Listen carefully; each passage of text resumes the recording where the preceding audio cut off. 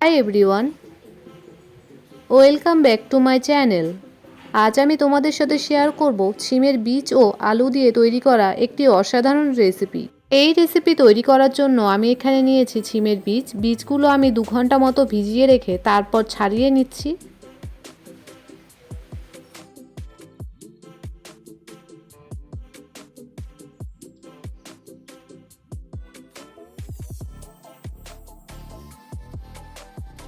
এখানে আমার সব শিমের বীজগুলো ছাড়ানো হয়ে গেছে। তারপর নিয়েছি আলু, এরপর নিয়েছি টমেটো কুচি, পেঁয়াজ কুচি ও কাঁচা লঙ্কা কুচি।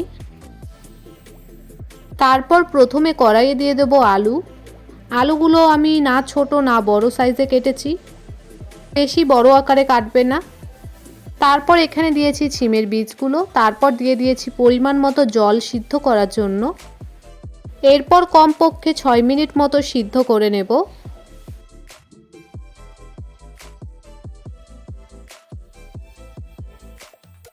কিছুক্ষণ সিদ্ধ করে নেওয়ার পর এর মধ্যে দিয়ে দেব পরিমাণ মতো লবণ। এরপর দিয়েছি পরিমাণ মতো হলুদ গুঁড়ো, দিয়ে সব কিছু একবার বেশ ভালো করে মিক্স করে নিচ্ছি। এখানে আমি তোমাদেরকে একটি আলু ভাঙিয়ে দেখে দিচ্ছি ঠিক কীরকম সিদ্ধ হয়েছে। তারপর একটি পাত্রে ঢেলে নিয়েছি। এরপর কড়াইয়ে দিয়ে দিয়েছি আমি পরিমাণ মতো সরষের তেল। তেলটা গরম হয়ে আসলে তারপর আমি এর মধ্যে দেব 5 ফোড়ন। 5 ফোড়নটা কিছুক্ষণ ফ্রাই করে নেওয়ার পর তারপর এর মধ্যে দিয়ে দেব পেঁয়াজ ও লঙ্কা কুচি। এরপর ভালো করে একবার নেড়েচেড়ে নেব।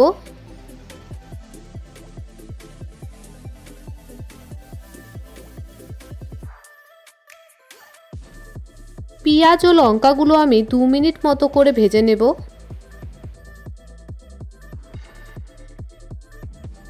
পেঁয়াজ ও লঙ্কাগুলো কিছুক্ষণ ফ্রাই করার পর এর মধ্যে আমি দিয়ে দেব টমেটো কুচি। এখানে আমি একটা টমেটো কেটে নিয়েছি, তোমরা যদি চাও টমেটোটা বেটেও দিতে পারো। এরপর কিছুক্ষণ ফ্রাই করে নেব। তারপর এর মধ্যে দিয়ে দেব আদা বাটা 1 চামচ, জিরে বাটা 1 চামচ। তারপর সব কিছু বেশ ভালো করে মিক্স করে নেব। এরপর কষিয়ে নেব 3 মিনিট মতো। এখানে আমার মশলাটা পুরোপুরি তৈরি হয়ে গেছে। তারপর আমি এর মধ্যে দিয়ে দেবো সিদ্ধ করে রাখা শিমের বীজ ও আলুগুলো। তারপর সব কিছু একবার বেশ ভালো করে নেড়েচেড়ে নিলাম। এরপর আবারও কমপক্ষে 4 মিনিট মতো ফুটিয়ে নিচ্ছি।